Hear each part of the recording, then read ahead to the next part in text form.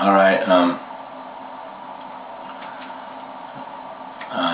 Todd Stevens' testimony now. I'm covering what was going on in my marriage from like 93 till 95.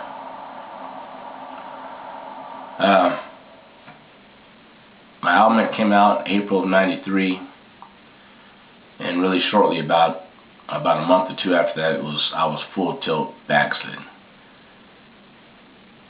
And ended up playing Cornerstone that year, and I brought a bunch of people with me that I probably shouldn't have brought.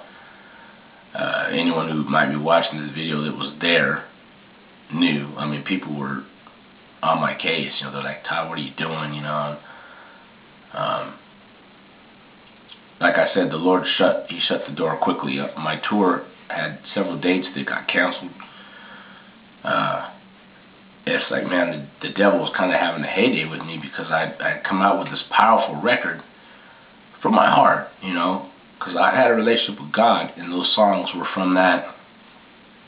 But now my walk was no longer congruent with what I was talking about, and God, there's no way God could let that go forward. I mean, I'm glad He stopped it. It would have been terrible for. Like, it already was a terrible testimony.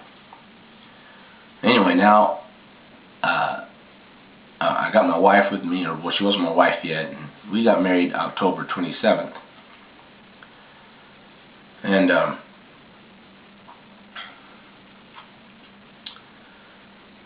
went to Iowa, and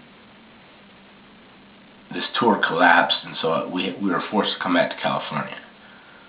Well, we're living in California, we're doing drugs, and we're up 3 to 5 nights a week, not getting any sleep, and you know, we're in fornication, and I'm thinking that she can't get pregnant because she's not getting pregnant, so I'm not too concerned about it. And she hadn't got pregnant in the past, and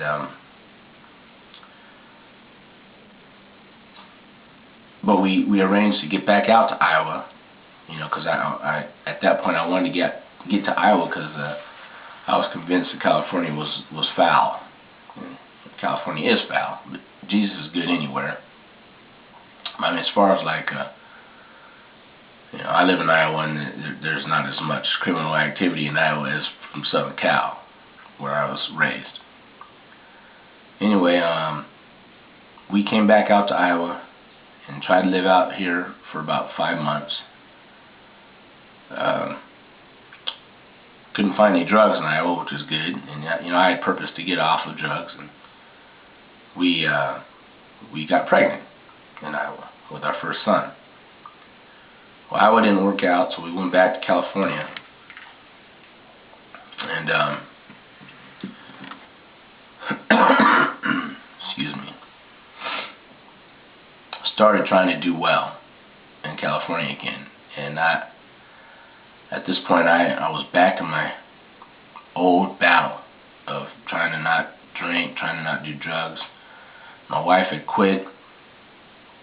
You know, having a child opened her eyes to that she needs to get off of drugs and quit partying. Where I kept, you know, struggling with it and wanting to tap into it. And really, what had happened in my life is now, you know, the devil had made a situation where bitterness and anger and frustration was a part of my life, because all of a sudden now I'm in this situation that I didn't want to be the way it was. I loved this girl, and I had taken her unto myself, and I wasn't going to go against that, but really we were unequally yoked, and so I was battling this thing, and in the meantime I'm starting to not really treat my wife correct, because I'm thinking, oh, I shouldn't be in this situation. And of course, at this time in her life, she's thinking the same thing. Well, this isn't really my Prince Charming that I thought he was probably going to be. We stayed together through the blood and the fighting and the kicking and the cursing, and I mean, we fought so much.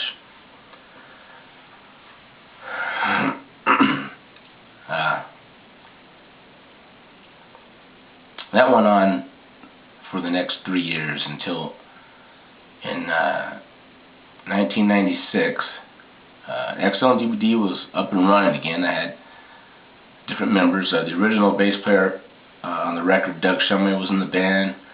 Mike Nichols, late Mike Nichols, who recently just passed, was my drummer at that time. And we were trying to make things happen. However, some of us in the band were still partying a little bit, dipping in. Doug was a straight shooter. He was clean. Doug got saved in '89. I believe he remained clean. And then we had Brian J in the band from the 80s band Keel was with the band, and we were trying to make something happen. And once again, nothing was happening, and really mainly because I wasn't living right. Well, about July of '96, I had a rejuvenation, and I had an afro. My afro was like a foot long, a foot high, like I said it would be. And but when I got myself right with the Lord again in July of '96, the Lord had me cut my hair. I cut my hair off. Told the guys in the band I was going to be moving, which didn't go over too well with Mike, but I had to move. So I moved back out to Iowa, where for the next 3 years I was on fire for the Lord again, and things were progressing with my family. At that time I had my daughter and my son, and my wife and I were starting to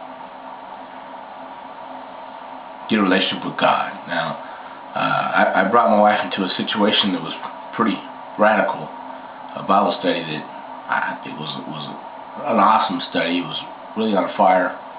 I didn't hear the voice of the Lord very well then. I was still a very legalistic guy, very law-abiding, but still lacked the love of God, which makes all the law-keeping pointless. I wasn't being what I was supposed to be to my wife, and it was eventually going to backfire on me. Well, for the next 3 years, we did, lots of ministry things. Had a lot of victories took place. God was working with me. I was trying. I had stopped talking to my wife about what she'd done in her past, and because that plagued me and haunted me. I finally stopped, and we were in this ministry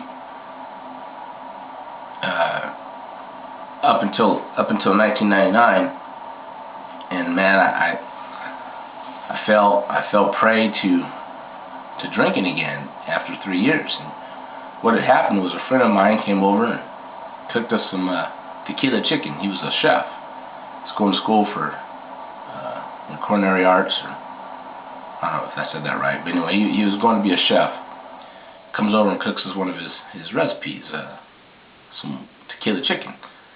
And then, of course, after he's done with the meal, he leaves what was left of the tequila bottle at our house. Well, my wife and I think, we could probably have a drink. It's been a long time. Let's just have a drink.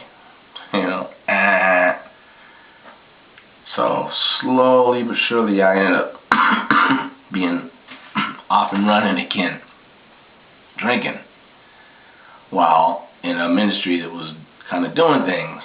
And I was the praise and worship leader at the church, and starting to struggle with drinking again. Well, at first my wife was having a few drinks with me. She's never really had a drinking problem. But when she started seeing that I was having a problem, she backed off, and then now we're in the same situation where I got a drinking problem, and falling away from what God is trying to do in our lives at that time. 2001 came around, and I was starting to have bouts of sobriety. And really, for the last decade, that's what has happened in my life. I've had periods of sobriety where I'm fighting to do right. 10 months sober here, 10 months drinking. A year sober, 5 months drinking. And that's kind of what has happened for the last decade. But what happened in 2001 was my wife was going to go out on vacation in California to go see some family, and I was going to go out there for 1 week, or was it a couple weeks, and then come back to Iowa. And we were in the middle of a move, and we did that. We went to California in 2001, right at the beginning of September. And I stayed out there till September the 10th, 2001. Left the morning of September 10th. Left my family in California. They were going to stay a couple more weeks. And then got a call the next morning. I was in Grand Junction, Colorado. Got a call from my brother. He says, "We're under attack." I'm like, "What?" He says, "Turn on your TV." I turned the TV on, and it was September 11th, 2001. And sure enough, I'm seeing the Twin Towers are burning. In the news, they're talking about the Mexican-American border shut down, the Canadian-American border shut down, and seeming like martial law might be declared across the country, perhaps. So I tell my brother, I say, "Hey man, I gotta go back to California and get my family." So I drive back to California, and because of that, I was on a limited budget. Ended up staying in California for about 6 months.